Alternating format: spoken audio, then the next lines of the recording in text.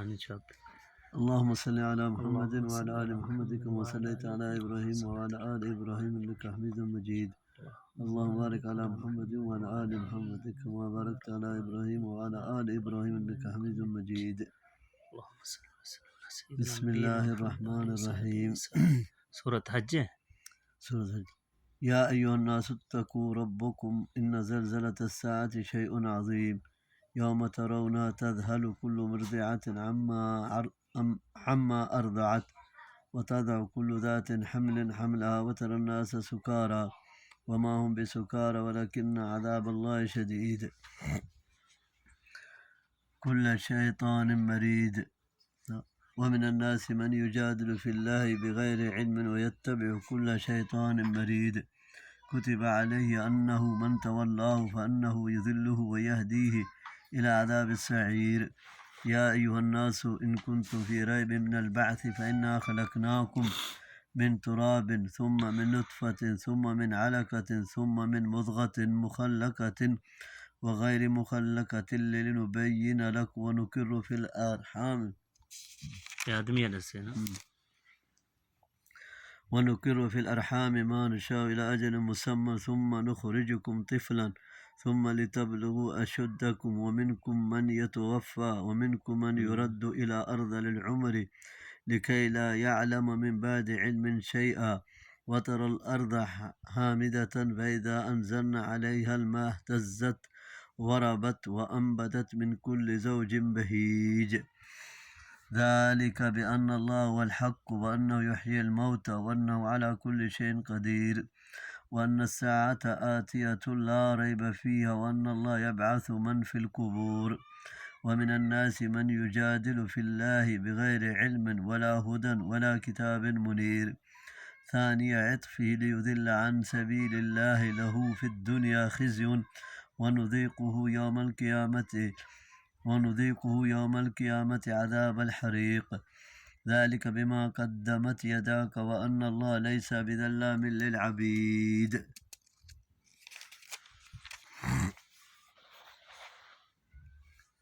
اس کے مکی اور مدنی ہونے میں اختلاف ہے. صحیح بات یہ ہے کہ اس کا کچھ حصہ مکی اور کچھ مدنی ہے. قال له القرطبی. یہ قرآن کریم کی واحد صورت ہے جس میں 2 سجدے ہیں.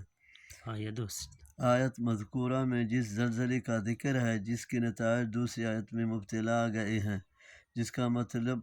لوگوں پر سخت خوف، دہشت اور گھبراہٹ کا طاری ہونا ہے. یہ قیامت سے قبل ہوگا اور اس کے ساتھ ہی دنیا فنا ہو جائے گی، یا یہ قیامت کے بعد اس وقت ہوگا جب لوگ قبروں سے اٹھ کر میدان محشر میں جمع ہوں گے. بہت سے مفسرین پہلی رائے کے قائل ہیں جبکہ بعض مفسرین دوسری رائے کے، اور اس کی تائید میں وہ احادیث پیش کرتے ہیں. مثلا اللہ تعالیٰ آدم علیہ السلام کو حکم دے گا کہ وہ اپنی ذریت میں سے 1000 میں سے 999 جہنم کے لیے نکال دے. یہ بات سن کر حمل والیوں کے حمل گر جائیں گے، بچے بوڑھے ہو جائیں گے اور لوگ مدہوش سے نظر آئیں گے، حالانکہ وہ مدہوش نہیں ہوں گے، صرف عذاب کی شدت ہوگی. یہ بات صحابہ رضی اللہ پر پڑی گراں گزری، ان کے چہرے متغیر ہو گئے. نبی صلی اللہ علیہ وسلم نے یہ دیکھ کر فرمایا گھبراؤ نہ، یہ 999 یاجوج ماجوج میں سے ہوں گے اور تم میں سے صرف ایک ہوگا. تمہاری تعداد لوگوں میں اس طرح ہوگی جیسے سفید رنگ کے بیل کے پہلو میں کالے بال یا کالے رنگ کے بیل کے پہلو میں سفید بال ہوں. اور مجھے امید ہے کہ اہل جنت میں تم چوتھائی یا تھائی یا نصف ہوگے. جس سے سن کر صحابہ رضی اللہ نے بطور مسرت کے اللہ اکبر کا نعرہ بلند کیا. پہلی رائے بھی بے وزن نہیں ہے، بعض ضعیف احادیث سے ان کی بھی تائید ہوتی ہے. اس لیے زلزلہ اور اس کی کیفیت سے مراد اگر فزع اور ہولناکی کی شدت ہے اور بظاہر یہی ہے تو سخت گھبراہٹ اور ہولناکی کی یہ کیفیت دونوں موقعوں پر ہی ہوگی. اس لیے دونوں ہی رائے صحیح ہو سکتی ہیں، کیونکہ دونوں موقعوں پر لوگوں کی کیفیت ایسی ہوگی جیسے اس آیت میں اور صحیح بخاری کی روایت میں بیان کی گئی ہے،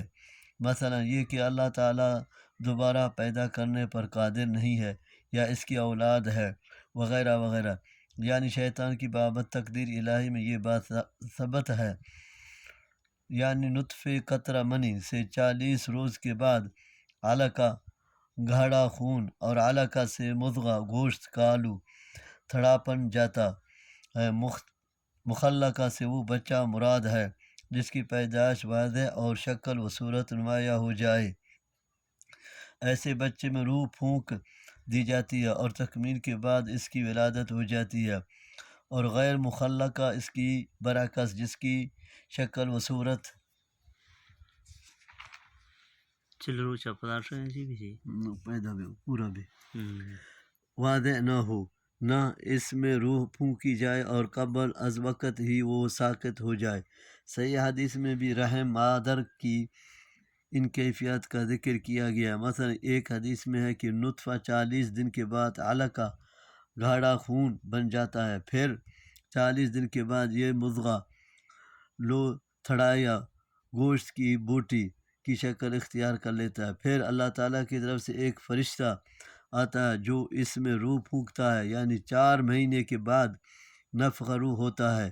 اور بچہ ایک واضح شکل میں ڈھل جاتا ہے۔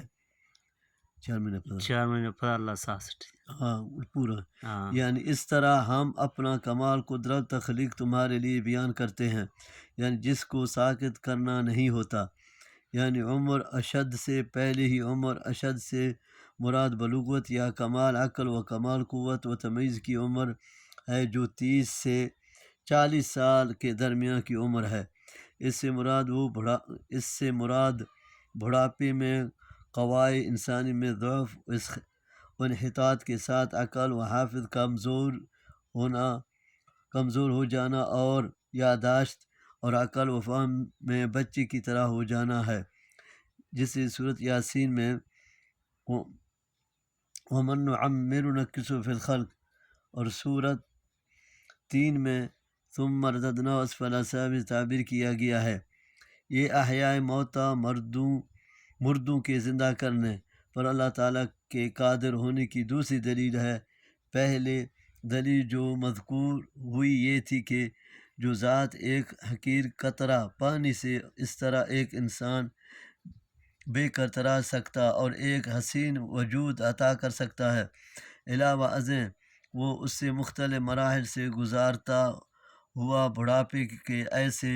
اسٹیج پر پہنچا سکتا ہے جہاں اس کے جسم سے لے کر اس کی ذہنی و دماغی صلاحیتیں تک سب ضعف و انحطاط کا شکار ہو جائے۔ کیا اس کے لیے اس سے دوبارہ زندگی عطا کر دینا مشکل ہے؟ یقیناً جو ذات انسان کو ان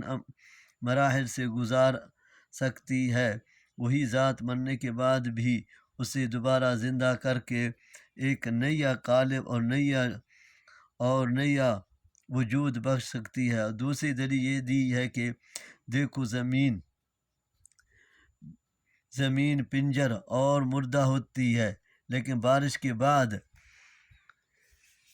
یہ کس طرح زندہ اور شاداب اور انواع و اقساط کے غلے میوے جات اور رنگ برنگ کے پھولوں سے مالا مال ہو جاتی ہے،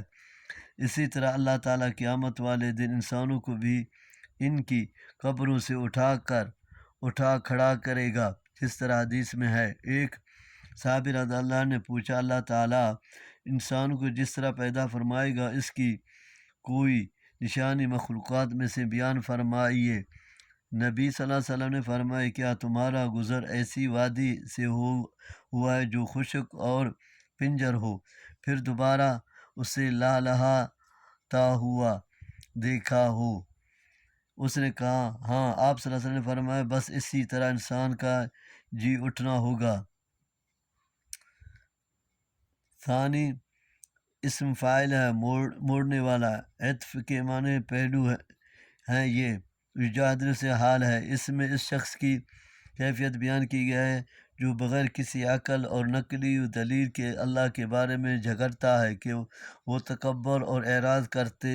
ہوئے اپنی گردن موڑتے ہوئے پھرتا ہے، جیسا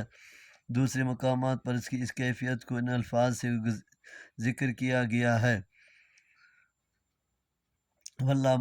مستکبرن کأن لم يسمعها، سورۃ لقمان، لووا رؤوسهم منافقون، اعرض ونأى بجانبه بنی اسرائیل، ومن الناس من يعبد الله على حرف فإن أصابه خير اطمأن به وإن أصابته فتنة انقلب على وجهه خسر الدنيا والآخرة ذلك هو الخسران المبين، يدعو من دون الله ما لا يضره وما لا ينفعه ذلك هو الضلال البعيد، يدعو لمن ضره أقرب من نفعه لبئس المولى ولبئس العشير، إن الله يدخل الذين آمنوا وعملوا الصالحات جنات تجري من تحتها الأنهار إن الله يفعل ما يريد، من كان يظن أن لن ينصره الله في الدنيا والآخرة فليمدد بسبب إلى السماء ثم ليقطع فلينظر هل يذهبن كيده ما يغيظ، وكذلك أنزلناه آيات بينات وأن الله يهدي من يريد، إن الذين آمنوا والذين هادوا والصابئين والنصارى والمجوس والذين أشركوا إن الله يفصل بينهم يوم القيامة إن الله على كل شيء شهيد، ألم تر أن الله يسجد له من في السماوات ومن في الأرض والشمس والقمر والنجوم والجبال والشجر والدواب وكثير من الناس وكثير حق عليه العذاب ومن يهن الله فما له من مكرم إن الله يفعل ما يشاء، هذان خصمان اختصموا في ربهم فالذين كفروا قطعت لهم ثياب من نار يصب من فوق رؤوسهم الحميم يسهر بما في بطونهم والجلود ولهم مقامع من حديد كلما أرادوا أن يخرجوا منها من غم أعيدوا فيها وذوقوا عذاب الحريق۔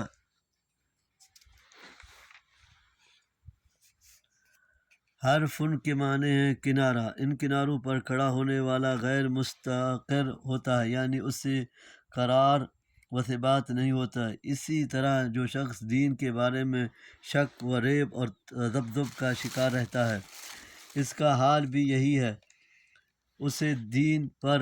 استقامت نصیب نہیں ہوتی، کیونکہ اس کی نیت صرف دنیوی مفادات کی رہتی ہے، ملتے رہیں تو ٹھیک ہے، بصورت دیگر وہ پھر دین آبائی یعنی کفر و شرک کی طرف لوٹ جاتا ہے۔ اس کے برعکس جو سچے مسلمان ہوتے اور ایمان و یقین سے سرشار ہوتے ہیں، وہ عسر و یسر کو دیکھے بغیر دین پر قائم رہتے ہیں، نعمتوں سے بہرہ ور ہوتے ہیں تو شکر ادا کرتے اور تکلیفوں سے دوچار ہوتے ہیں تو صبر کرتے ہیں۔ اس کی شان نزول میں ایک مذبذب شخص کا طریقہ بھی اسی طرح کا بیان کیا گیا کہ ایک شخص مدینے آتا، اگر اس کے گھر بچے ہوتے، اسی طرح جانوروں میں برکت ہوتی تو کہتا یہ دین اچھا ہے، اگر ایسا نہ ہوتا تو کہتا یہ دین برا ہے۔ بعض روایت میں یہ وصف 9 مسلمان اعرابیوں کا بیان کیا گیا ہے۔ بعض مفسرین کے نزدیک یدعو یقول کے معنی میں ہے، یعنی غیر اللہ کا پجاری قیامت والے دن کہے گا کہ جس کا نقصان اس کے نفع سے قریب تر ہے وہ والی اور ساتھی یقیناً برا ہے، یعنی اپنے معبود کے بارے میں یہ کہے گا کہ وہاں اس کی امیدوں کے محل ڈھے جائیں گے، اور یہ معبود جن کی بابت اس کا خیال تھا کہ وہ اللہ کے عذاب سے اس سے بچائیں گے، اس کی شفاعت کریں گے، وہاں خود وہ معبود بھی اس کے ساتھ ہی جہنم کا ایندھن بنے ہوں گے۔ مولا کے معنی ولی اور مددگار کے، اور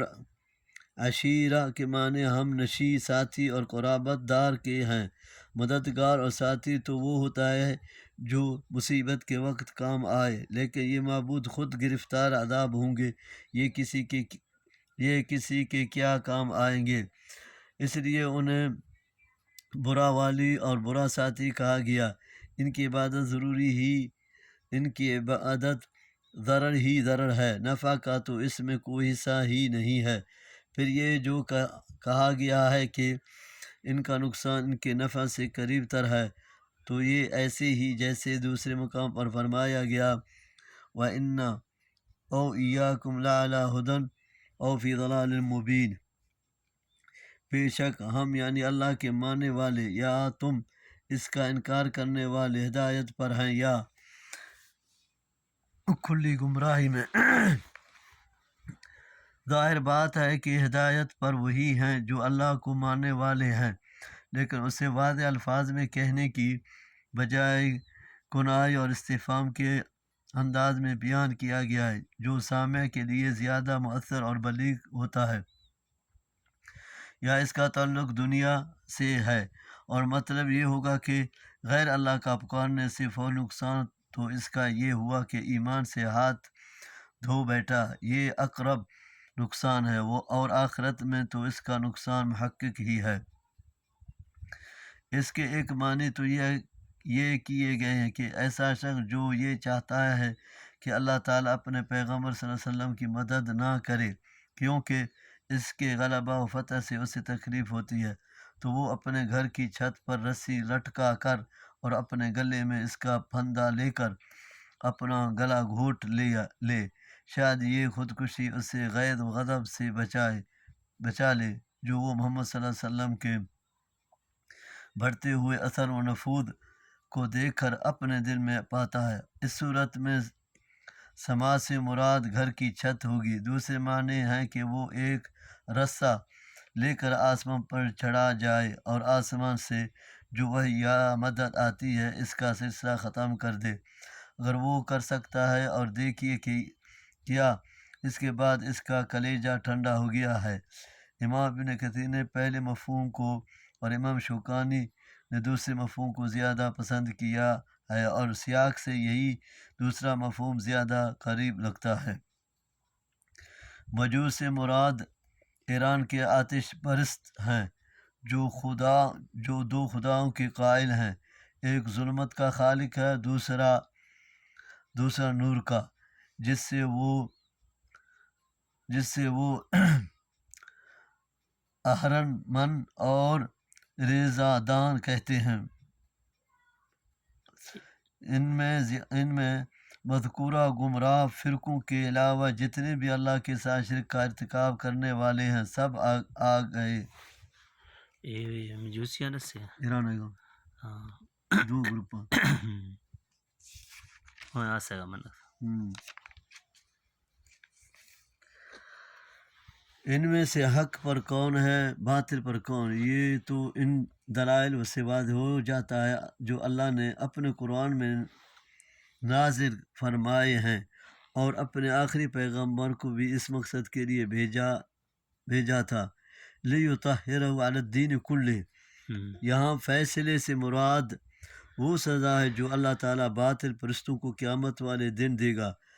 اس سزا سے بھی واضح ہو جائے گا کہ دنیا میں حق پر کون تھا اور باطل پر کون۔ یہ فیصلہ محض حاکمانہ اختیارات کے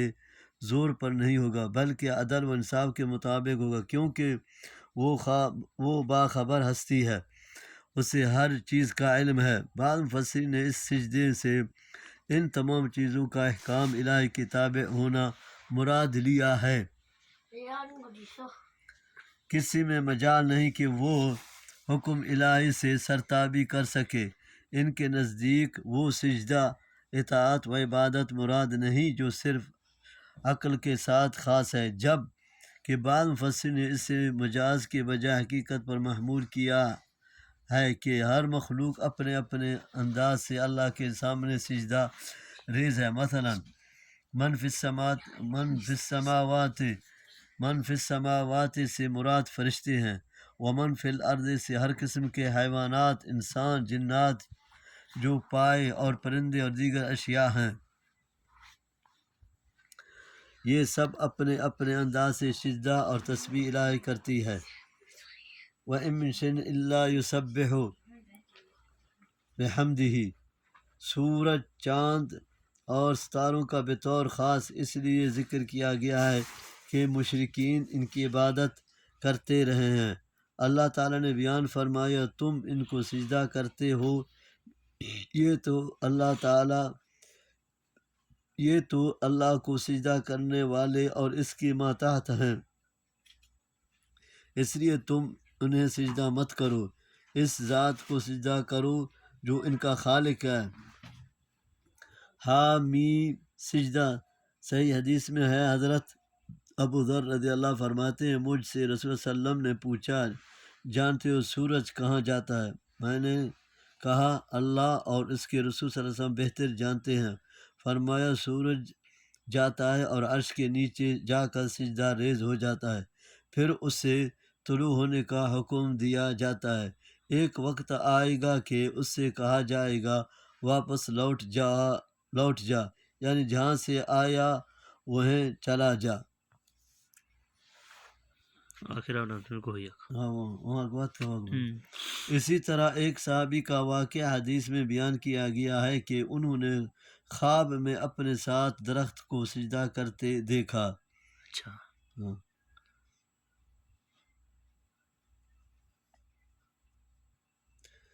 اور پہاڑوں اور درختوں کے سجدہ میں ان کے سائیوں کا دائیں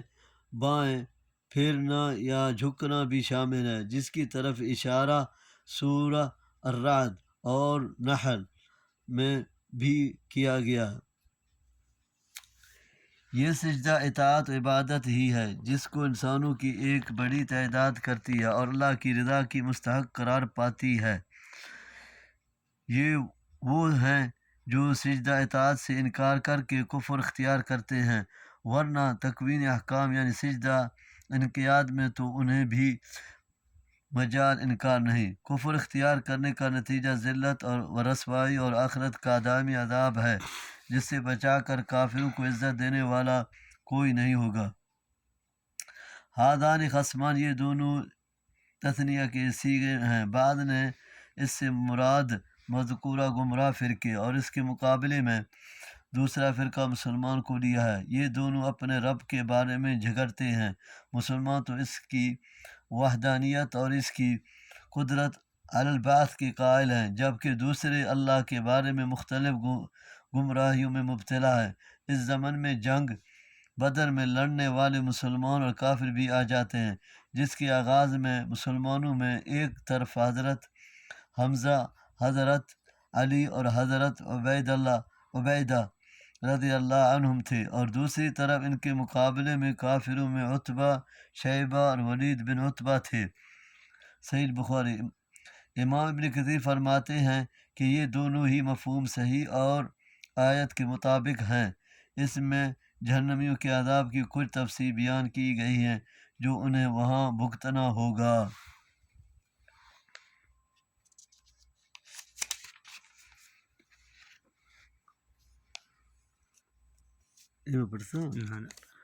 ان اللہ يدخل الذين آمنوا وعملوا الصالحات جنات تجري من تحتها الانهار يحلون فيها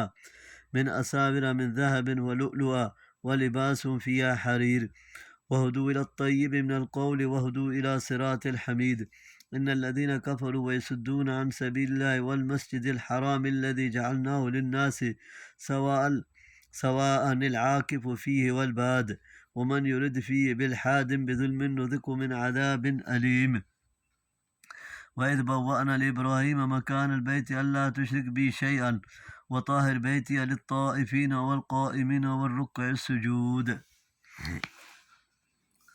جہنمیوں کے مقابلے میں یہ اہل جنت کا اور ان نعمتوں کا تذکرہ ہے جو اہل ایمان کو مہیا کی جائیں گی، یعنی جنت ایسی جگہ ہے جہاں پاکیزہ باتیں ہی ہوں گی، وہاں بے ہودہ اور گناہ کی بات نہیں ہوگی، یعنی ایسی جگہ کی طرف جہاں ہر طرف اللہ کی حمد اور اس کی تسبیح کی صدائے دل نواز گونج رہی ہوگی۔ اگر اس کا تعلق دنیا سے ہو تو مطلب قرآن اور اسلام کی طرف رہنمائی ہے جو اہل ایمان کے حصے میں آتی ہے۔ روکنے والوں سے مراد کفار مکہ ہیں جنہوں نے 6 ہجری میں مسلمانوں کو مکہ جا کر عمرہ کرنے سے روک دیا تھا اور مسلمانوں کو حدیبیہ سے واپس آنا پڑا تھا۔ اس میں اختلاف ہے کہ مسجد حرام سے مراد خاص مسجد خانہ کعبہ ہی ہے یا پورا حرم مکہ، کیونکہ قرآن میں بعض جگہ پورے حرم مکی کے لیے بھی مسجد حرام کا لفظ بولا گیا ہے، یعنی جز بول کر کل مراد لیا گیا ہے۔ جہاں تک خاص مسجد حرام کا تعلق ہے اس کی بابت تو یہ بات متفق ہے کہ اس میں مقیم، غیر مقیم، ملکی اور آفاقی سب کا حصہ مساوی ہے، یعنی بلا تخصیص و تفریق ہر شخص رات اور دن کے کسی بھی حصے میں عبادت کر سکتا ہے۔ کسی کے لیے بھی کسی مسلمان کو عبادت سے روکنے کی اجازت نہیں ہے۔ البتہ جن علماء نے مسجد حرام سے مراد پورا حرم لیا ہے، ان کے ایک گروہ کی رائے یہ ہے کہ پورا حرم مکی سب مسلمانوں کے لیے یکساں حیثیت رکھتا ہے اور اس کے مکانوں اور زمینوں کا کوئی مالک نہیں، اس لیے ان کی خرید و فروخت اور ان کو کرائے پر دینا ان کے نزدیک جائز نہیں۔ جو شخص بھی کسی جگہ سے حج یا عمرے کے لیے مکہ جائے تو اسے یہ حق حاصل ہے کہ وہ جہاں چاہے ٹھہر جائے۔ وہاں رہنے والوں کی ذمہ داری ہے کہ وہ اپنے گھروں میں ٹھہرنے سے کسی کو نہ روکیں۔ دوسری رائے یہ ہے کہ مکانات اور زمینیں ملک خاص ہو سکتی ہیں اور ان میں مالکانہ تصرف یعنی بیچنا، کرائے پر دینا جائز ہے۔ البتہ وہ مقامات جن کا تعلق مناسک حج سے ہے، مثلا مینا، مزدلفہ اور عرفات کے میدان یہ وقف عام ہے، ان میں کسی کی ملکیت جائز نہیں۔ یہ مسئلہ قدیم فقہاء کے درمیان خاصا مختلف فی رہا ہے، تاہم آج کل تقریباً تمام کے تمام علماء ملکیت خاص کے قائل ہو گئے ہیں اور یہ مسئلہ سر سے اختلافی ہی نہیں رہا۔ مولانا مفتی محمد شفیع مرحوم نے بھی امام ابو حنیفہ اور فقہاء کا مسلک مختار اسی کو قرار دیا ہے۔ ملاحظہ ہو معارف القرآن جلد نمبر 6 صفحہ 253۔ الحاد کے لفظی معنی تو کج روی کیے ہیں، یہاں یہ عام ہے، کفر و شرک سے لے کر ہر قسم کے گناہ کے لیے، حتیٰ کہ بعض علماء الفاظ قرآنی کے پیش نظر اس بات تک کے قائل ہیں کہ حرم میں اگر کسی گناہ کا ارادہ بھی کر لے گا، چاہے اس پر عمل نہ کر سکے تو وہ بھی اس وعید میں شامل ہے۔ بعض کہتے ہیں کہ محض ارادے پر مواخذہ نہیں ہوگا، جیسا کہ دیگر نصوص سے واضح ہے، تاہم ارادہ اگر عزم مصمم کی حد تک ہو تو پھر قابل گرفت ہو سکتا ہے۔ یہ بدلہ ہے ان لوگوں کا جو مذکورہ گناہوں کے مرتکب ہوں گے، یعنی بیت اللہ کی جگہ بتلا دی اور وہاں ہم نے ذریت ابراہیم علیہ السلام کو جا ٹھہرایا۔ اس سے معلوم ہوتا ہے کہ طوفان نوح علیہ السلام کی ویرانی کے بعد خانہ کعبہ کی تعمیر سب سے پہلے حضرت ابراہیم علیہ السلام کے ہاتھوں سے ہوئی ہے۔ نوح علیہ السلام asifada ہاں pana every art zurta ختم کرے اور ابراہیم علیہ السلام نظر رکھ لو ہاتھوں سے ہوئی، جیسا کہ صحیح حدیث سے بھی ثابت ہے، جس میں نبی صلی اللہ علیہ وسلم نے فرمایا سب سے پہلی مسجد جو زمین میں بنا گئی مسجد حرام ہے اور اس کے 40 سال بعد مسجد اقصی تعمیر ہوئی۔ یہ خانہ کعبہ کی تعمیر کی غرض بیان کی کہ اس میں صرف میری عبادت کی جائے۔ اس سے یہ بتلانا مقصود ہے کہ مشرکین نے اس میں جو بت سجا رکھے ہیں، جن کی وہاں آ کر عبادت کرتے ہیں، یہ ظلم صریح ہے کہ جہاں صرف اللہ کی عبادت کرنی چاہیے تھی وہاں بتوں کی عبادت کی جاتی ہے۔ کفر، بت پرستی اور دیگر گندگیوں اور نجاستوں سے یہاں ذکر سے نماز پڑھنے والوں اور طواف کرنے والوں کا کیا ہے، کیونکہ یہ دونوں عبادت خانہ کعبہ کے ساتھ خاص ہیں۔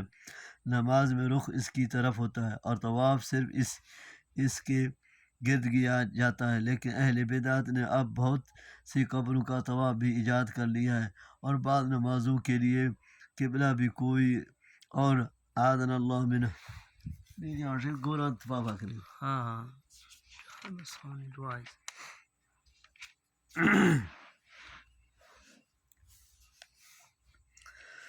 وأذن في الناس بالحج يأتوك رجال وعلى كل ضامر يأتين من كل فج عميق ليشهدوا منافع لهم ويذكروا اسم الله في أيام معلومات على ما رزقكم من بهيمة الأنعام فكلوا منه وأطعموا البائس الفقير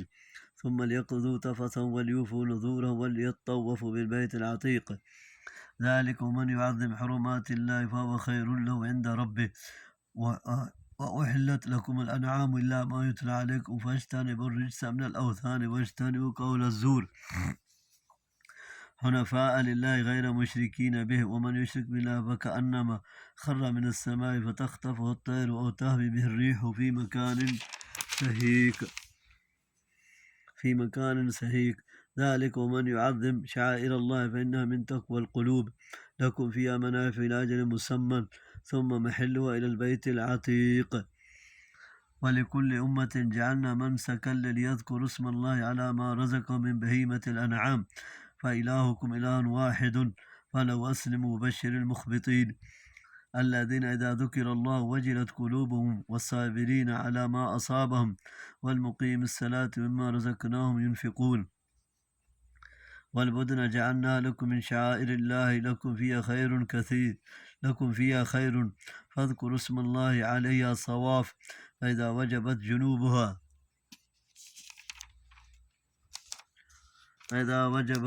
فكلوا منه وأطعموا القانع والمعتر كذلك سخرناها لكم لعلكم تشكرون لن ينال الله لحومها ولا دماؤها ولكن يناله التقوى منكم كذلك سخرها لكم لتكبروا الله على ما هداكم وبشر المحسنين إن الله يدافع عن الذين آمنوا إن الله لا يحب كل خوان كفور أذن للذين يقاتلون بأنهم ظلموا وإن الله على نصرهم لقدير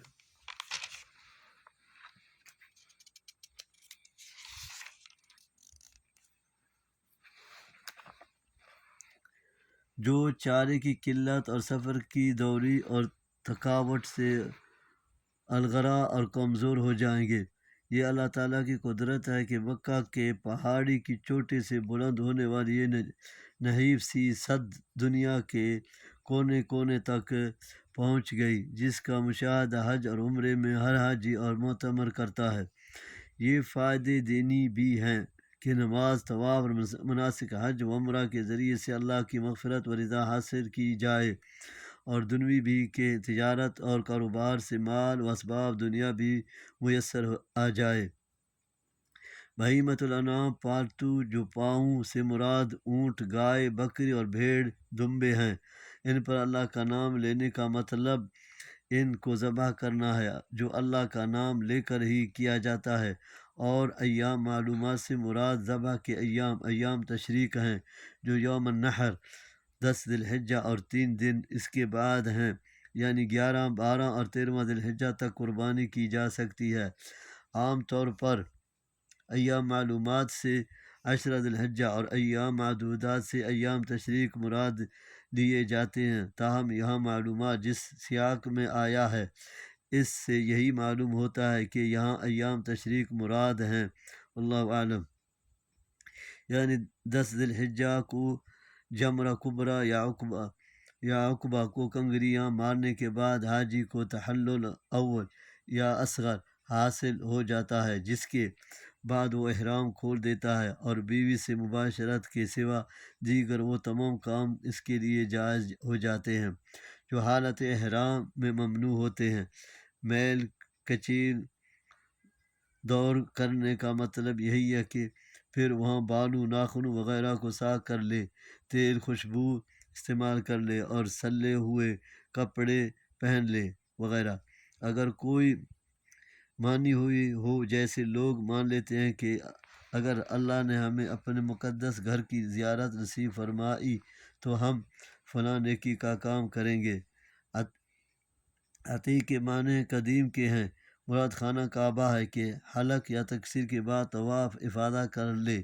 جسے طواف زیارت بھی کہتے ہیں اور یہ حج کا رکن ہے جو وقوع عرفہ اور جمر عقبہ یا کبریٰ کو کنگریاں مارنے کے بعد کیا جاتا ہے جبکہ طواف قدوم بعض کے نزدیک واجب اور بعض کے نزدیک سنت ہے اور طواف الوداع سنت مؤکدہ یا واجب ہے جو اکثر اہل علم کے نزدیک عذر سے ساقط ہو جاتا ہے جیسے حائضہ عورت سے بالاتفاق ساقط ہو جاتا ہے ان حرمتوں سے مراد وہ مناسک حج ہیں جن کی تفصیل ابھی گزری ان کی تعظیم کا مطلب ان کی اس طرح ادائی گیا ہے جس طرح بتلایا گیا، یعنی ان کی خلاف ورزی کر کے ان حرمتوں کو مال نہ کرے جو بیان کیے گئے ہیں، کا مطلب ہے جن کا حرام ہونا بیان کر دیا گیا ہے، جس سے آیت حرمت علیکم المیتۃ والدم آیات میں تفصیل ہے۔ رجس کے معنی گندگی اور پلیدی کے ہیں، یہاں اس سے مراد لکڑی، لوہ یا کسی اور چیز کے بنے ہوئے بت ہیں۔ مطلب یہ ہے کہ اللہ کو چھوڑ کر کسی اور کی عبادت کرنا یہ نجاست ہے، اور اللہ کے غضب اور عدم رضا کا باعث اس سے بچو۔ جھوٹی بات میں جھوٹی بات کے علاوہ جھوٹی قسم بھی ہے، جس کو حدیث میں شرک اور حقوق الوالدین کے بعد تیسری نمبر پر کبیرہ گناہ میں شمار کیا گیا ہے۔ اور سب سے بڑا جھوٹ یہ ہے کہ اللہ جن چیزوں سے پاک ہے وہ اس کی طرح منسوب کی جائے، مثلا اللہ کی اولاد ہے، فلاں بزرگ کو اللہ کے اختیار میں شریک ہے، یا فلاں کام پر اللہ کس طرح قادر ہوگا، جیسے کفار بعث بعد الموت پر تعجب کا اظہار کرتے رہے ہیں اور کرتے ہیں، یا اپنی طرف سے اللہ کی حلال کردہ چیزوں کو حرام اور حرام چیزوں کو حلال کر لینا، جیسے مشرکین بحیرہ، صائبہ، وسیلہ اور حام جانوروں کو اپنے اوپر حرام کر لیتے تھے۔ یہ سب جھوٹ ہیں، ان سے اجتناب ضروری ہے۔ حنفاء، حنیف کی جمع ہے جس کے مصدری معنی ہیں مائل ہونا، ایک طرف ہونا، یک رخا ہونا، یعنی شرک سے توحید کی طرف اور کفر باطل سے اسلام اور دین حق کی طرف مائل ہوتے ہوئے، یا ایک طرفہ ہو کر خالص اللہ کی عبادت کرتے ہوئے۔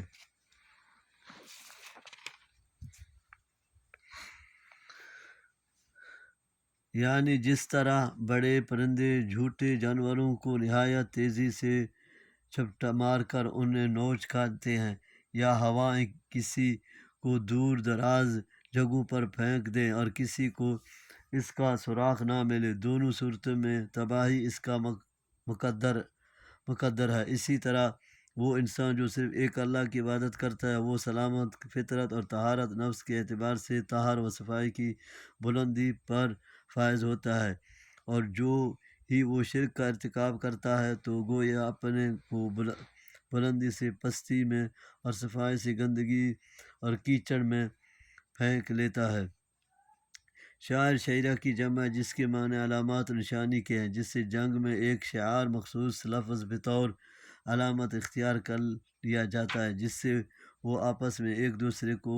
پہچانتے ہیں۔ اس اعتبار سے شاعر اللہ وہ ہیں جو اعلام دین یعنی اسلام کے نمایاں امتیازی احکام ہیں، جن سے ایک مسلمان کا امتیاز اور تشخص قائم ہوتا ہے اور دوسرے اہل مذاہب سے الگ پہچان لیا جاتا ہے۔ صفا مروہ پہاڑیوں کو بھی اسی لیے شاعر اللہ کہا گیا ہے کہ مسلمان حج و عمرے میں ان کے درمیان سعی کرتے ہیں۔ یہاں حج کے دیگر مناسک خصوصاً قربانی کے جانوروں کو شاعر اللہ کہا گیا ہے۔ ان کی تعظیم کا مطلب ان کا استحسان اور استثمان ہے، یعنی عمدہ اور موٹا تازہ جانور قربان کرنا۔ اس تعظیم کو دل کا تقویٰ قرار دیا گیا ہے، یعنی یہ دل کے ان افعال سے ہیں جن کی بنیاد تقویٰ ہے۔ وہ فائدہ، سواری، دودھ، مزید نسل اور اون وغیرہ کا حصول ہے۔ وقت کے مقرر سے مراد نحر ذبح کرنا ہے، یعنی ذبح ہونے تک تمہیں ان سے مذکورہ فوائد حاصل ہوتے ہیں۔ اس سے معلوم ہوا کہ قربانی کے جانور سے جب تک وہ ذبح نہ ہو جائے فائدہ اٹھانا جائز ہے۔ صحیح حدیث سے بھی اس کی تائید ہوتی ہے۔ ایک آدمی ایک قربانی کا جانور اپنے ساتھ ہانک کے لے جا رہا تھا، نبی صلی اللہ علیہ وسلم نے اس سے فرمایا اس پر سوار ہو جائیں۔ اس نے کہا یہ حج کی قربانی ہے۔ آپ صلی اللہ علیہ وسلم نے فرمایا اس پر سوار ہو جا۔ اور یہ پھر فرق نہیں نا، ہاں ثانی لیڈ میں جو لڈائی پیش ہاں حلال ہونے سے مراد جہاں ان کا ذبح کرنا حلال ہوتا ہے، یعنی یہ جانور مناسک حج کی ادائیگی کے بعد بیت اللہ اور حرم مکی میں پہنچتے ہیں اور وہاں اللہ کے نام پر ذبح کر دیے جاتے ہیں۔ پس مذکورہ فوائد کا سلسلہ بھی ختم ہو جاتا ہے، اور اگر وہ ایسے ہی حرم کے لیے ہدی ہوتے ہیں تو حرم میں پہنچتے ہی ذبح کر دیے جاتے ہیں، اور فقراء مکہ میں ان کا گوشت تقسیم کر دیا جاتا ہے۔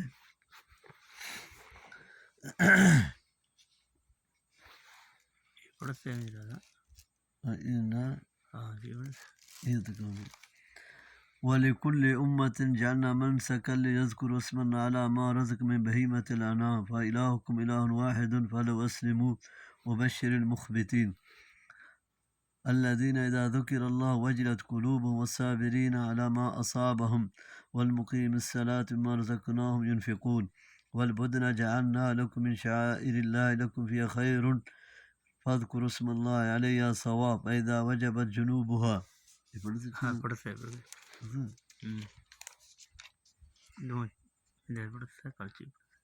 چلو نہیں پڑھی چننا تر بولی کر دیا جاتا ہے۔ والبدن جعلنا لكم من شعائر الله لكم فيها خير فاذكروا اسم الله عليها صواب فإذا وجبت جنوبها فكلوا منها وأطعموا القانع والمعتر كذلك سخرناها لكم لعلكم تشكرون۔ منسک نسلک ینسلک کا مصدر معنی ہے اللہ کے تقرب کے لیے قربانی کرنا۔ ذبیحہ ذبح شدہ جانور کو بھی نسیکا کہا جاتا ہے جس کی جمع نسک ہے۔ اس کے معنی اطاعت و عبادت کے بھی ہیں، کیونکہ رضا الہی کے لیے جانور کی قربانی کرنا بھی عبادت ہے، اس لیے غیر اللہ کے نام پر یا ان کی خود خوشی کے لیے جانور ذبح کرنا غیر اللہ کی عبادت ہے۔ یہ منسک سین کی فتح یا کسر کے ساتھ اسم ظفر ہے۔ موضع نحر ذبح کرنے کی جگہ یا موضع عبادت، اسی سے مناسک حج ہے، یعنی وہ جگہیں جہاں حج کے اعمال و ارکان ادا کیے جاتے ہیں، جیسے عرفات، مزدلفہ، مینا اور مکہ۔ مطلق ارکان و اعمال حج کو بھی مناسک کہا لیا جاتا ہے۔ مطلب آیت کا یہ ہے کہ ہم پہلے ہی بھی ہر مذہب والوں کے لیے ذبح کا یا عبادت کا طریقہ مقرر کرتے آئے ہیں تاکہ وہ اس کے ذریعے سے اللہ کا قرب حاصل کرتے رہیں، اور اس میں حکمت یہ ہے کہ وہ ہمارا نام لیں، یعنی بسم اللہ واللہ اکبر کہہ کر ذبح کریں یا ہمیں یاد رکھیں۔ بدنہ کی جمع یہ جانور عام طور پر موٹا تازہ ہوتا ہے، اس لیے بدنہ کہا جاتا ہے۔ پھر بعض جانور اہل لغت نے اسے صرف اونٹوں کے ساتھ خاص کیا ہے، لیکن حدیث کی رو سے گائے پر بھی بدنہ کا اطلاق صحیح ہے۔ مطلب یہ ہے کہ اونٹ اور گائے جو قربانی کے لیے لے جائیں یہ بھی شاعر اللہ یعنی اللہ کے ان احکام میں سے ہیں جو مسلمانوں کے لیے خاص اور ان کی علامت ہیں۔ ثواب مصفوفہ صرف بستہ یعنی کھڑے ہوئے معنی میں ہے۔ اونٹ کو اسی طرح کھڑے نہر کیا جاتا ہے کہ بایاں ہاتھ پاؤں اس کا بند نہ ہوا اور 3 پاؤں پر وہ کھڑا ہوتا ہے۔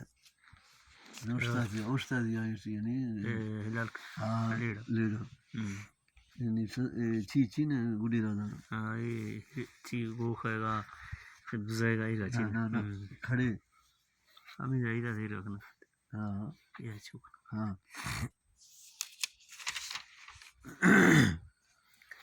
یعنی سارا خون نکل جائے اور وہ بے روح ہو کر زمین پر گر جائے، تب اسے کاٹنا شروع کرو، کیونکہ جیدار جانور کا گوشت کاٹ کر کھانا ممنوع ہے۔ ما قطع من البہیمۃ وہی حی فہو میت۔ اب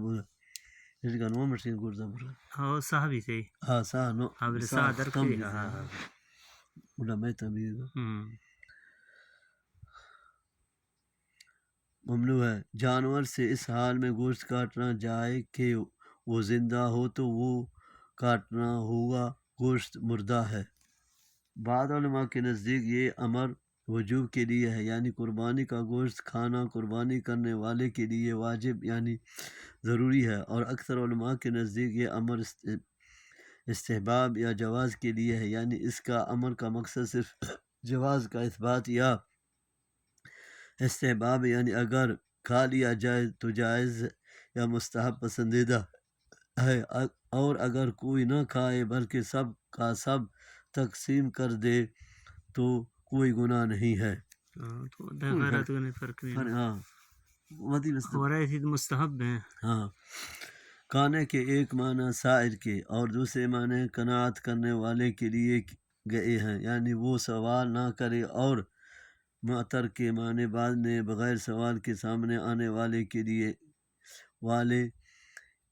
کیے ہیں، اور بعد نے کھانے کے معنی سائل اور معتر کے معنی ظاہر یعنی ملاقاتی کے کیے ہیں۔ بہرحال اس آیت سے استدلال کرتے ہوئے کہا جاتا ہے کہ قربانی کے گوشت کے 3 حصے کیے جائیں، ایک اپنے لیے، دوسرا ملاقاتیوں اور رشتہ داروں کے لیے، اور تیسرا سائلین اور معاشرے کے ضرورت مند افراد کے لیے، جس کی تائید میں حدیث بھی پیش کی جاتی ہے جس میں رسول اللہ صلی اللہ علیہ وسلم نے فرمایا، میں نے تمہیں پہلے 3 دن سے زیادہ قربانی کا گوشت ذخیرہ کر کے رکھنے سے منع کیا تھا، لیکن اب تمہیں اجازت ہے کہ کھاؤ اور جو مناسب سمجھو ذخیرہ کرو۔ دوسری روایت کے الفاظ میں پس کھاؤ، ذخیرہ کرو اور صدقہ کرو۔ ایک اور روایت کے الفاظ اسی طرح ہیں، پس کھاؤ، کھلاؤ اور صدقہ کرو۔ الاضحی باب بعض علماء 2 حصے کرنے کے قائل ہیں، نصف اپنے لیے اور نصف صدقے کے لیے۔ وہ اس سے قبل گزرنے والی آیت فَكُلُوا مِنْهَا وَأَطْعِمُوا الْبَائِسَ الْفَقِيرَ سے استدلال کرتے ہیں، لیکن در حقیقت کسی بھی آیت یا حدیث سے اس طرح کے 2 یا 3 حصوں میں تقسیم کرنے کا حکم نہیں نکلتا، بلکہ ان میں مطلقاً کھانے کھلانے کا حکم ہے۔ اس لیے اس اطلاق کو اپنی جگہ پر قرار رہنا چاہیے اور کسی تقسیم کا پابند نہیں بنانا چاہیے۔ البتہ قربانی کی کھانوں کی بابت اتفاق ہے، اس سے یا تو اپنے استعمال میں لاؤ یا صدقہ کر دو، اس سے بیچنے کی اجازت نہیں ہے، جیسا کہ حدیث میں ہے۔ تاہم بعض علماء نے کھال خود بیچ کر اس کی قیمت فقراء پر تقسیم کرنے کی رخصت دی ہے۔ ابن کثیر ایک ضروری وضاحت، قرآن کریم میں یہاں قربانی کا ذکر مسائل حج کے ضمن میں آیا ہے، جس سے منکرین حدیث سے استدلال کرتے ہیں کہ قربانی صرف حاجیوں کے لیے ہی ہے، مگر حاجیوں کے لیے ہی ہے، دیگر مسلمانوں کے لیے یہ ضروری نہیں۔ لیکن یہ بات صحیح نہیں، قربانی کرنے کا مطلق حکم بھی دوسرے مقام پر موجود ہے۔ فَصَلِّ لِرَبِّكَ وَانْحَرْ، اپنے رب کے لیے نماز پڑھ اور قربانی کر۔ اس کی تبین و تشریح عملی نبی صلی اللہ علیہ وسلم اس طرح فرمائی کہ آپ صلی اللہ علیہ وسلم خود مدینہ میں ہر سال 10 ذی الحجہ کو قربانی کرتے رہے اور مسلمانوں کو بھی قربانی کرنے کی تاکید کرتے رہے، چنانچہ صحابہ رضی اللہ بھی کرتے رہے۔ علاوہ ازیں آپ صلی اللہ علیہ وسلم نے قربانی کی بابت جہاں دیگر بہت سی ہدایتیں دیں، وہاں یہ بھی فرمایا کہ 10 ذی الحجہ کو ہم سب سے پہلے عید کی نماز پڑھیں اور اس کے بعد جا کر جانور ذبح کریں۔ فرمایا جس نے نماز عید سے قبل اپنی قربانی کر لی، اس نے گوشت کھانے میں جلدی کی، اس کی قربانی نہیں ہوئی۔ نماز پڑھیں گڈا جائز گڈا۔ اس سے بھی واضح ہے کہ قربانی کا حکم ہر مسلمان کے لیے ہے، وہ جہاں بھی ہو، کیونکہ حاجی تو عید الاضحیٰ کی نماز ہی نہیں پڑھتے، جس سے صاف ظاہر ہے کہ یہ حکم غیر حاجیوں کے لیے ہی ہے۔ تاہم یہ واجب نہیں ہے، سنت مؤکدہ ہے۔ اسی طرح دکھلاوے کی نیت سے کئی قربانیاں کرنے کا رواج بھی خلاف سنت ہے۔ حدیث کے مطابق پورے گھر کے افراد کی طرف سے ایک جانور کی قربانی کافی ہے۔ صحابہ کا عمل اسی کے مطابق تھا۔ جس طرح 6 ہجری میں کافروں نے اپنے غلبے کی وجہ سے مسلمانوں کو مکہ جا کر عمرہ نہیں کرنے دیا، اللہ تعالیٰ نے 2 سال کے بعد ہی کافروں کے اس غلبے کو ختم فرما کر مسلمانوں سے ان کے دشمنوں کو ہٹا دیا اور مسلمانوں کو اپنے پر غالب کر دیا۔ اکثر سلف کا قول ہے کہ اس آیت میں سب سے پہلے جہاد کا حکم دیا گیا ہے، جس کے 2 مقصد یہاں بیان کیے گئے ہیں: مظلومیت کا خاتمہ اور اعلاء کلمت اللہ، اس لیے کہ مظلومین کی مدد اور ان کی داد رسی نہ کی جائے تو پھر دنیا میں زور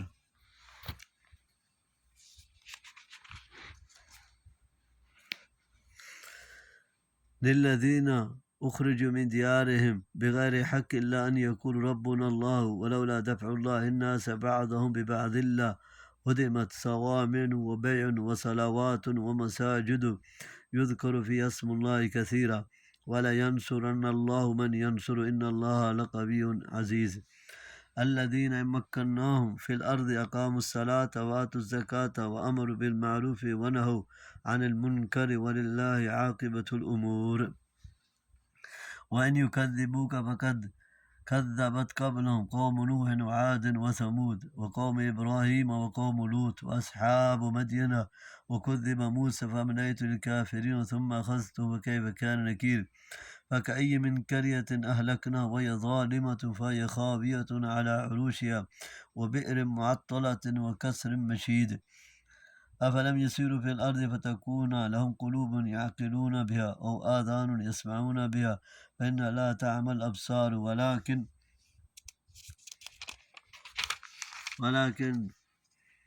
تعمى القلوب التي في الصدور ويستعجلونك بالعذاب ولن يخلف الله وعده وإن يوما عند ربك كألف سنة مما تعدون وكأي من قرية أمليت لها وهي ظالمة ثم غزتها قل يا أيها الناس إنما أنا لكم نذير مبين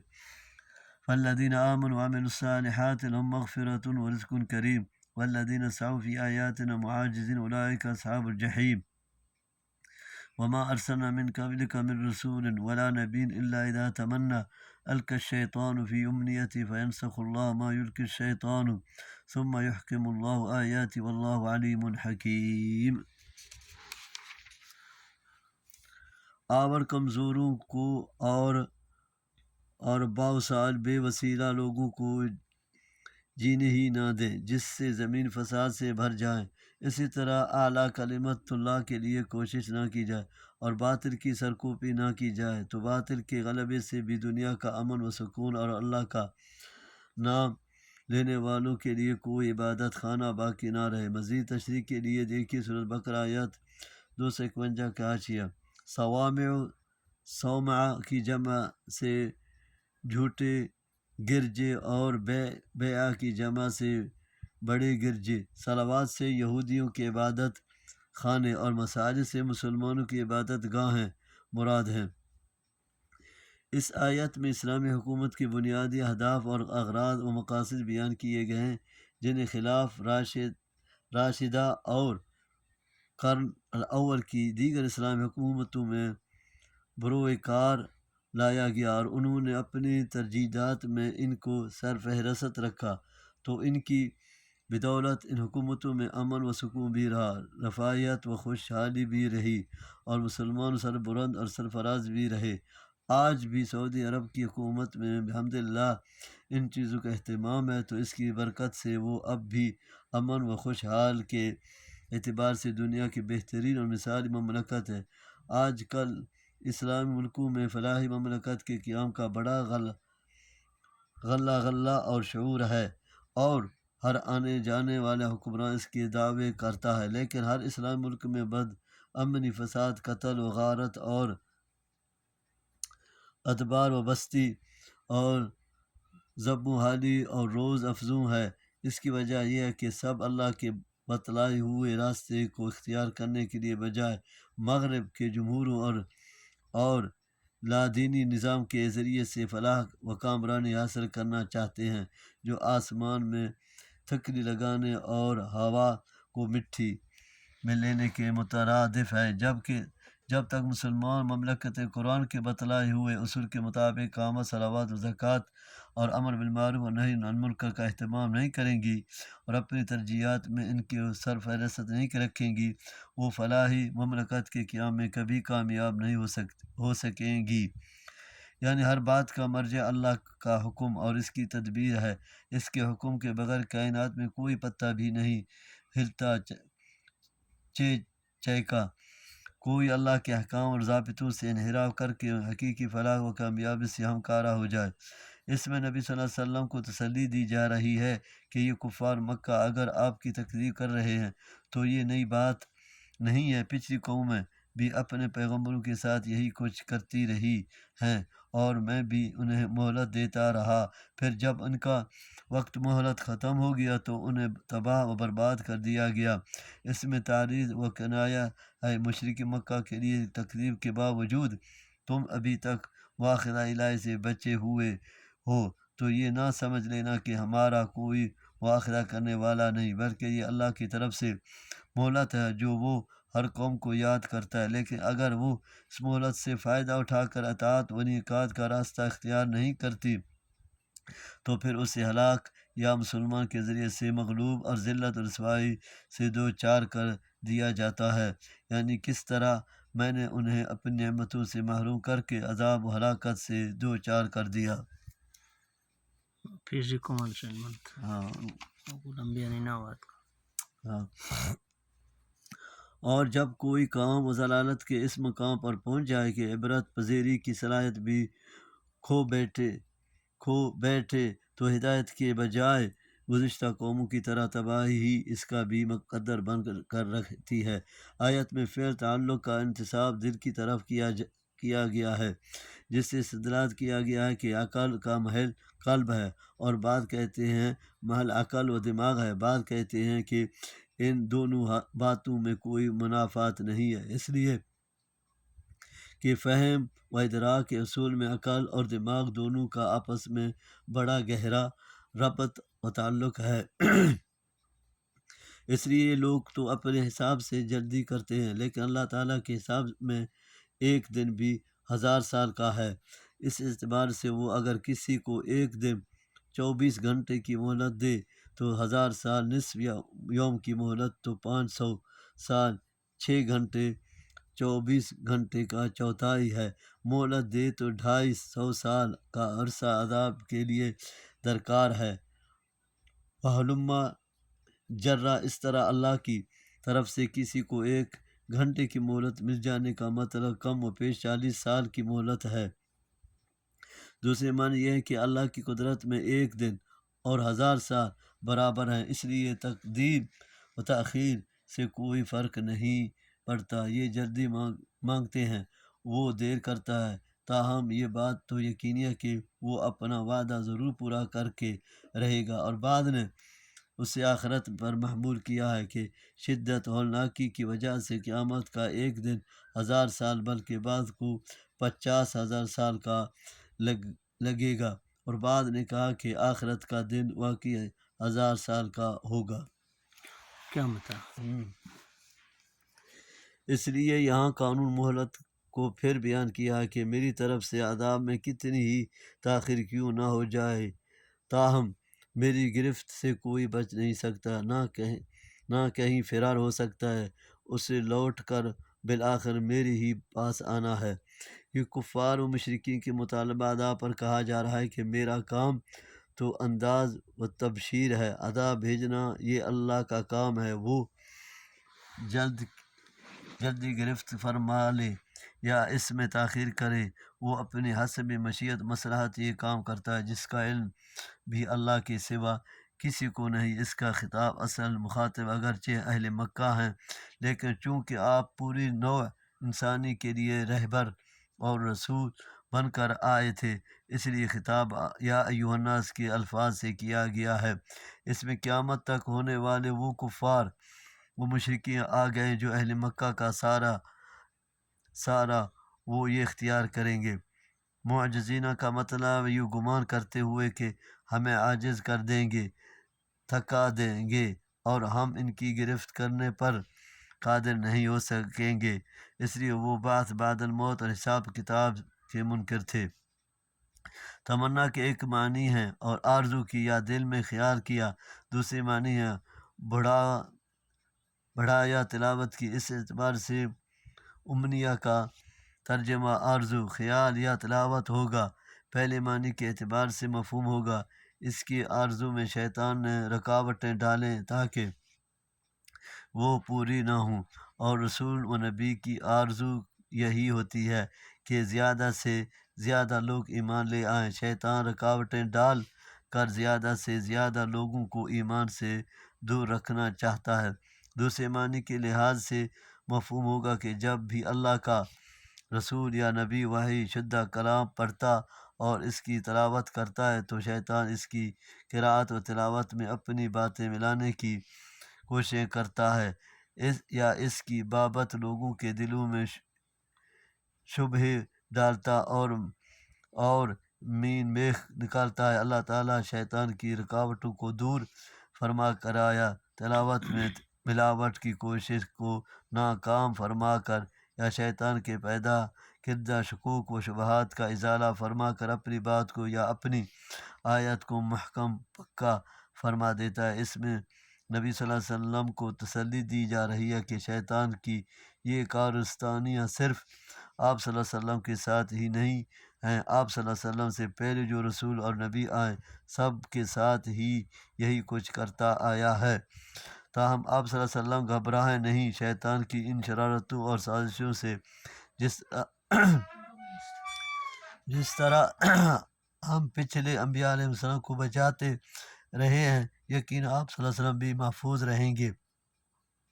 اور شیطان کے الرغم اللہ تعالیٰ اپنی بات کو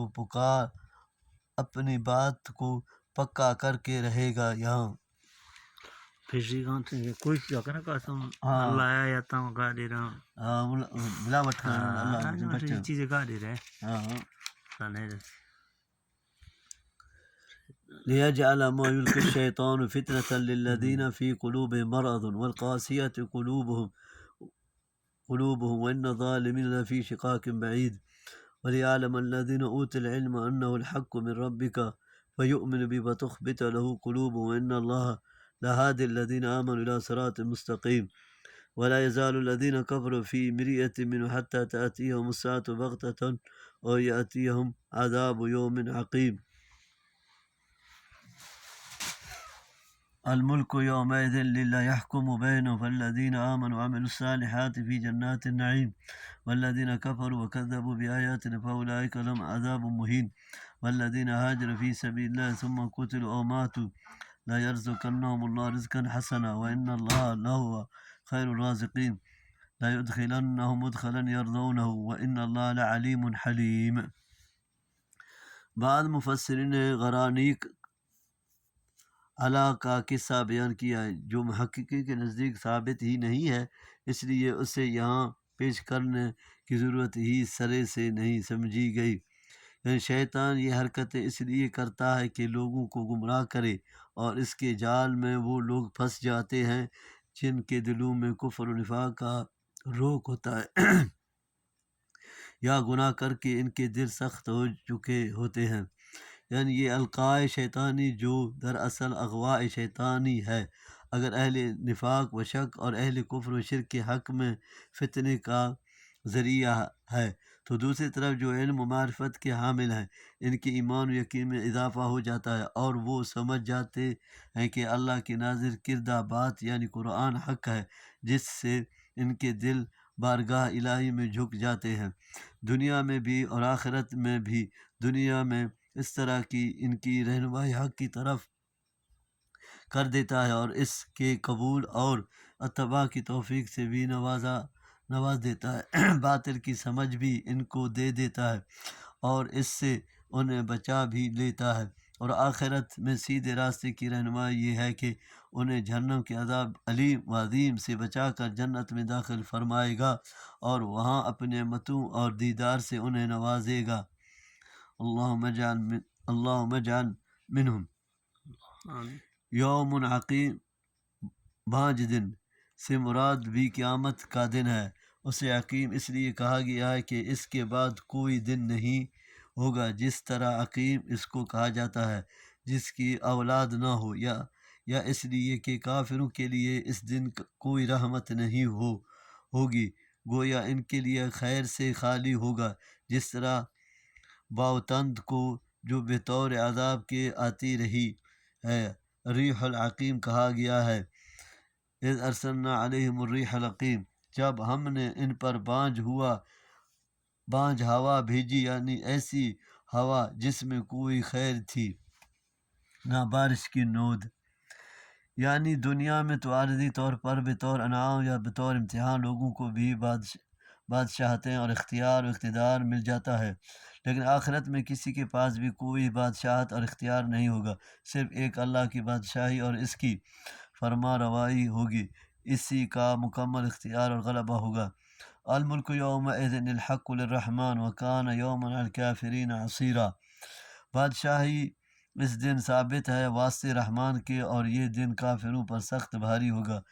لمن الملک اليوم للہ الواحد القہار، اللہ تعالیٰ پوچھے گا آج کس کی بادشاہی، پھر خود ہی جواب دے گا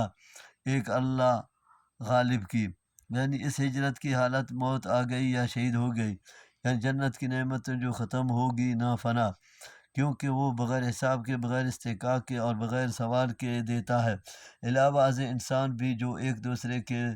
دیتے ہیں تو اسی کی یہ دیے ہوئے اس میں اسے دیتے ہیں، اس لیے اصل رازق وہی ہے، کیونکہ جنت کی نعمتیں ایسی ہوں گی ما لا عین رأت ولا اذن سمعت ولا علی خطر علی قلب بشر، جنہیں آج تک نہ کسی آنکھ نے دیکھا، نہ کسی کان نے سنا، اور دیکھنا سننا تو کچا کسی انسان کے دل میں ان کا وہم و گمان بھی نہیں گزرا، بھلا ایسی نعمتوں سے بہرہ یاب ہو کر کون خوش نہیں ہوگا۔ علیم، وہ نیک عمل کرنے والوں کے درجات اور ان کے مراتب استحقاق کو جانتا ہے، کفر و شرک کرنے والوں کی۔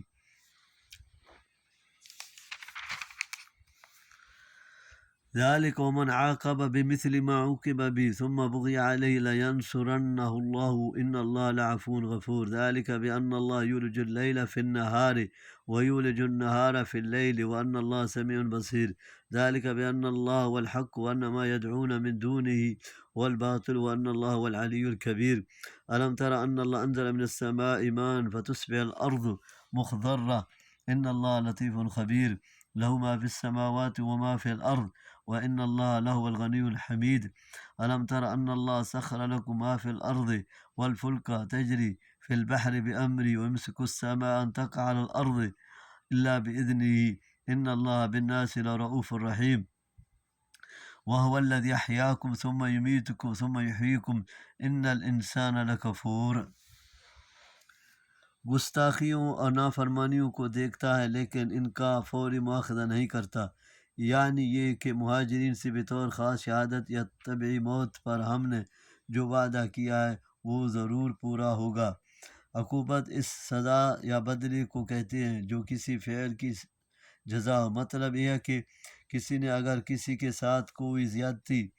کی ہے تو جس سے زیادتی کی گئی ہے اسے بقدر زیادتی بدلہ لینے کا حق ہے، لیکن اگر بدلہ لینے کے بعد جب کہ ظالم اور مظلوم دونوں برابر سربراہ ہو چکے ہوں، ظالم مظلوم پر پھر زیادتی کرے تو اللہ تعالیٰ اس مظلوم کی ضرور مدد فرماتا ہے، یعنی یہ شبہ نہ ہو کہ مظلوم نے معاف کر دینے کے بجائے بدلہ لے کر غلط کام کیا ہے، نہیں بلکہ اس کی بھی اجازت اللہ ہی نے دی ہے، اس لیے آئندہ بھی وہ اللہ کی مدد کا مستحق رہے گا۔ اس میں پھر معاف کر دینے کی ترغیب دی گئی ہے کہ اللہ درگزر کرنے والا ہے، تم بھی درگزر سے کام لو۔ ایک دوسرے معنی یہ بھی ہو سکتے ہیں کہ بدلہ لینے میں جو بے قدر ظلم ظالم ہوگا، جتنا ظلم کیا جائے گا اس کی اجازت چونکہ اللہ کی طرف سے ہے، اس لیے اس پر مواخذہ نہیں ہوگا بلکہ وہ معاف ہے، بلکہ اس سے ظلم اور شیعہ بطور مشاقت کے کہا جاتا ہے، ورنہ انتقام یا بدلہ سے ظلم یا شیعہ ہی نہیں ہے۔ یعنی جو اللہ اس طرح کام کرنے پر قادر رہے وہ اس بات پر بھی قادر ہے کہ اس کے جن بندوں پر ظلم کیا جائے ان کا بدلہ وہ ظالموں سے لے۔ اس لیے اس کا دین حق ہے، اس کی عبادت حق ہے، اس کے وعدے حق ہیں،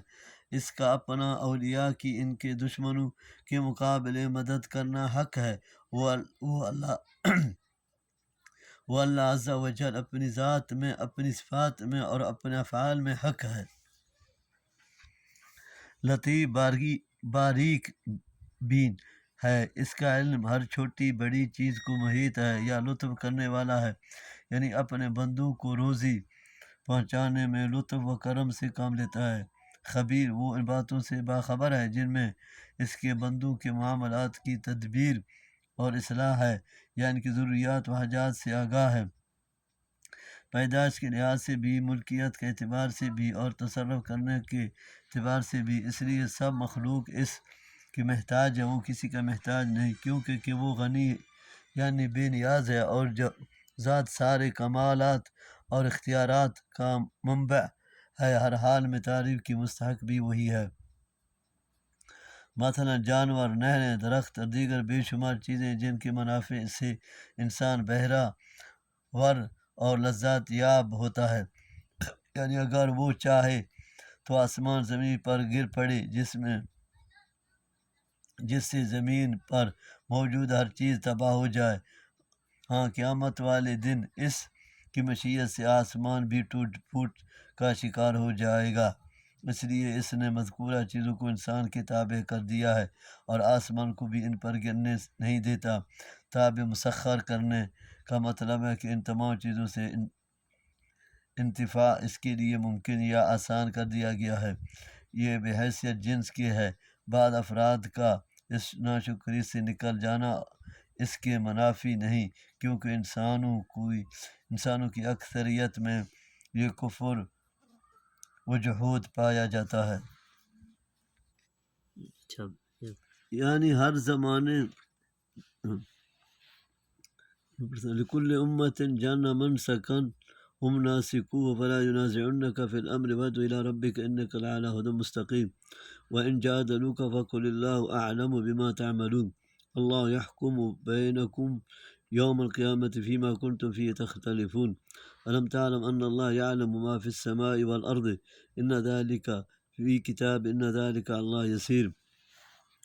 ويعبدون من دون الله ما لم ينزل به سلطانا وما ليس لهم به علم وما للظالمين من نصير وإذا تتلى عليهم آياتنا بينات تعرف في وجوه الذين كفروا المنكر يكادون يسطون بالذين يتلون عليهم آيات قل أفأنبئكم بشر من ذلكم النار وعدها الله الذين كفروا بئس المصير۔ یعنی ہر زمانے میں ہم نے لوگوں کے لیے ایک شریعت مقرر کی جو بعض چیزوں میں سے ایک دوسرے سے مختلف بھی ہوتی، جس طرح تورات امت موسیٰ علیہ السلام کے لیے، انجیل امت عیسیٰ علیہ السلام کے لیے شریعت تھی، اور اب قرآن امت محمدیہ کے لیے شریعت اور ضابطہ حیات ہے۔ یعنی اللہ نے آپ کو جو دین اور شریعت عطا کی ہے یہ بھی مذکورہ اصول کے مطابق ہی ہے۔ ان سابقہ شریعت والوں کو چاہیے کہ اب آپ صلی اللہ علیہ وسلم کی شریعت پر ایمان لے آئیں، نہ کہ اس معاملے میں آپ صلی اللہ علیہ وسلم سے جھگڑیں، یعنی آپ صلی اللہ علیہ وسلم ان کے جھگڑے کی پرواہ کریں، بلکہ ان کو اپنے رب کی طرف دعوت دیتے رہیں، کیونکہ اب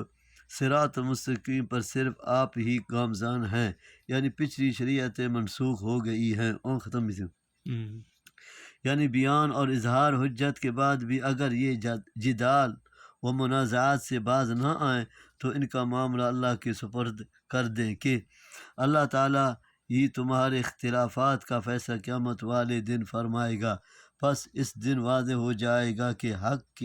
حق کیا ہے اور باطل کیا ہے، کیونکہ وہ اس کے مطابق سب کو جزا دے گا۔ اس میں اللہ تعالیٰ نے اپنے کمال علم اور مخلوقات کے احاطے کا ذکر فرمایا ہے، یعنی اس کی مخلوقات کو جو کچھ کرنا تھا اس کا علم پہلے سے ہی تھا۔ جن بندوں کو اپنے اختیار و ارادے سے نیکی کا راستہ اور جنہیں اپنے اختیار سے برائی کا راستہ اپنانا تھا وہ ان کو جانتا تھا، چنانچہ اس نے اپنے علم سے یہ باتیں پہلی لکھ دیں، اور لوگوں کو یہ بات چاہے کتنی ہی مشکل معلوم ہو اللہ کے لیے بالکل آسان ہے۔ یہ وہی تقدیر کا مسئلہ ہے، اس پر ایمان رکھنا ضروری ہے، جسے حدیث میں اس طرح بیان فرمایا گیا ہے: اللہ تعالیٰ نے آسمان و زمین کی پیدائش سے 50,000 سال سے پہلے، جب کہ اس کا عرش پانی پر تھا، مخلوقات کی تقدیر لکھ دی تھی۔ اور سننے کی روایت میں ہے، رسول اللہ صلی اللہ علیہ وسلم نے فرمایا، اللہ تعالیٰ نے سب سے پہلے قلم پیدا فرمایا اور اس کو کہا لکھ۔ اس نے کہا کیا لکھوں؟ اللہ تعالیٰ نے فرمایا جو کچھ ہونے والا ہے سب لکھ دے۔ چنانچہ اس نے اللہ کے حکم سے قیامت تک جو کچھ ہونے والا تھا سب لکھ دیا۔ یعنی ان کے پاس نہ کوئی نقلی دلیل ہے جس سے کسی آسمانی کتاب سے یہ دکھا سکیں، نہ عقلی دلیل ہے جس سے غیر اللہ کی عبادت کے اس بات میں پیش کر سکیں۔ اپنے ہاتھوں سے دست درازی کر کے یا بد زبانی کے ذریعے سے، یعنی مشرکین اور اہل ضلالت کے لیے اللہ کی توحید اور رسالت و معاد کا بیان قابل برداشت ہوتا ہے، جس کا اظہار ان کے چہرے سے اور بعض دفعہ ہاتھوں اور زبانوں سے ہوتا ہے۔ یہی حال آج کل اہل بدعت اور گمراہ فرقوں کا ہے۔ جب ان کی گمراہی قرآن و حدیث کے دلائل سے واضح کی جاتی ہے تو ان کا رویہ بھی آیت قرآنی اور دلائل حدیث کے مقابلے میں ایسی ہی ہوتا ہے جس کی وضاحت اس آیت میں کی گئی ہے۔ یعنی ابھی تو آیات الہی سن کر صرف تمہارے چہرے ہی متغیر ہوتے ہیں، ایک وقت آئے گا اگر تم نے اپنے اس رویے سے توبہ نہیں کی کہ اس سے کہیں زیادہ بدتر حالات سے تمہیں دو چار ہونا پڑے گا، اور وہ ہے جہنم کی آگ میں جلنا، جس کا وعدہ اللہ نے اہل کفر و شرک سے کر رکھا ہے۔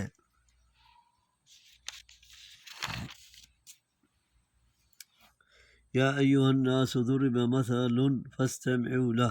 ان الذين تدعون من دون الله لن يخلقوا ذبابا ولو اجتمعوا له وان يسلبهم الذباب شيئا لا يستنقذوه منه ضعف الطالب والمطلوب ما قدر الله حق قدر ان الله لقوي عزيز اللہ یستفی من الملائکۃ رسلا ومن الناس ان اللہ سمیع بصیر یعلم ما بین ایدیہم وما خلفهم وإلی اللہ ترجع الامور یا ایھا الذین آمنوا ارکعوا واسجدوا واعبدوا ربکم وافعلوا الخیر لعلکم تفلحون وجاہدوا فی اللہ حق جہادہ واجتباکم وما جعل علیکم فی الدین من حرج ملة أبيكم إبراهيم هو سماكم المسلمين من قبل وفي هذا ليكون الرسول شهيدا عليكم وتكونوا شهداء على الناس فأقيموا الصلاة وآتوا الزكاة واعتصموا بالله هو مولاكم فنعم المولى ونعم النصير۔ یعنی یہ بھی نہیں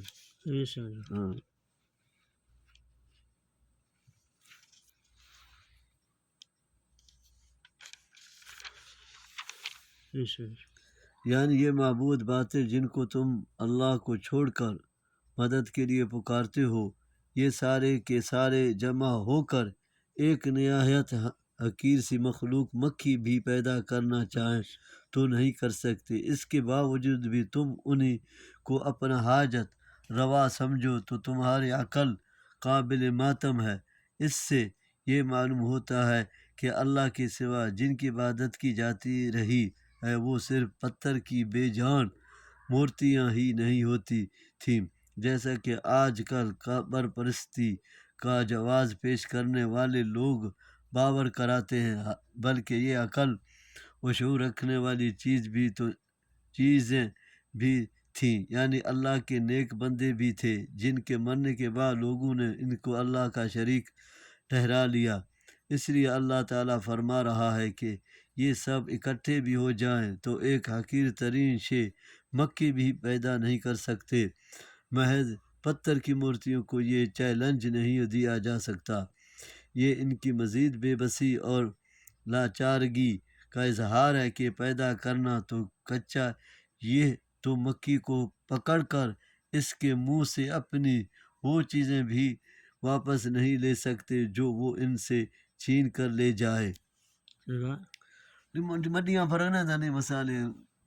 سسک مڈیاں تو کشتا چیک نہ تھے۔ طالب سے مراد خود ساختہ معبود اور مطلوب سے مراد مکی یا بعد کے نزدیک طالب سے پچاری اور مطلوب سے اس کا معبود مراد ہے۔ حدیث قدسی میں معبود باطل کی بے بسی کا تذکرہ ان الفاظ میں ہے۔ اللہ تعالیٰ فرماتا ہے، اس سے زیادہ ظالم کون ہے جو میری طرح پیدا کرنا چاہتا ہے۔ اگر کسی میں واقعی یہ قدرت ہے تو وہ ایک ذرہ یا ایک جو ہی پیدا کر کے دکھا دے۔ یہی وجہ ہے کہ لوگ اس کے بے بس مخلوق کو اس کا ہمسر اور شریک قرار دے لیتے ہیں۔ اگر ان کو اللہ تعالیٰ کی عظمت و جلالت، اس کی قدرت و طاقت اور اس کی بے پناہی کا صحیح انداز اور علم ہو تو وہ کبھی اس کی خدائی میں کسی کو شریک نہیں ٹھہرائیں۔ رسول فرستادہ بھیجا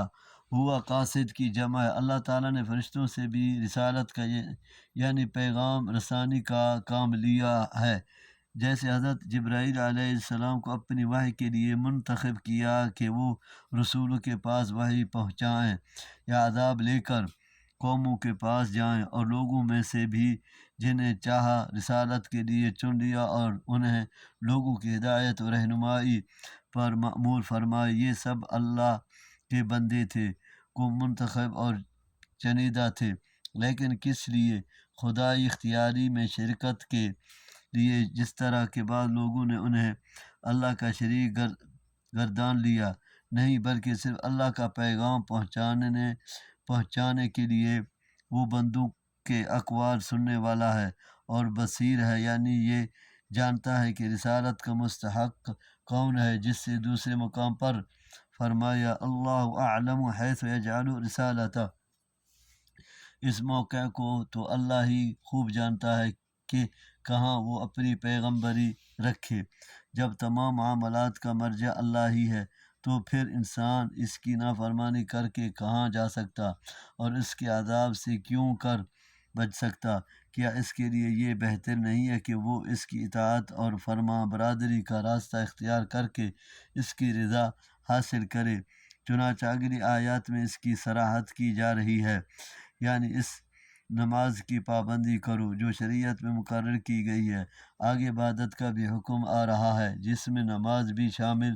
تھی، لیکن اس کی اہمیت و افضلیت کے پیش نظر اس کا خصوصی حکم دیا، یعنی فلاں کامیابی اللہ کی عبادت اور اطاعت یعنی افعال خیر اختیار کرنے میں ہے، نہ کہ اللہ کی عبادت و اطاعت سے گریز کر کے محض مادی اسباب و وسائل کی فراہمی اور فراوانی میں، جیسا کہ اکثر لوگ سمجھتے ہیں۔ اس سے جہاد سے مراد بعض نے وہ جہاد اکبر لیا ہے جو اعلیٰ کلمت اللہ کے لیے کفار و مشرکین سے کیا جاتا ہے، اور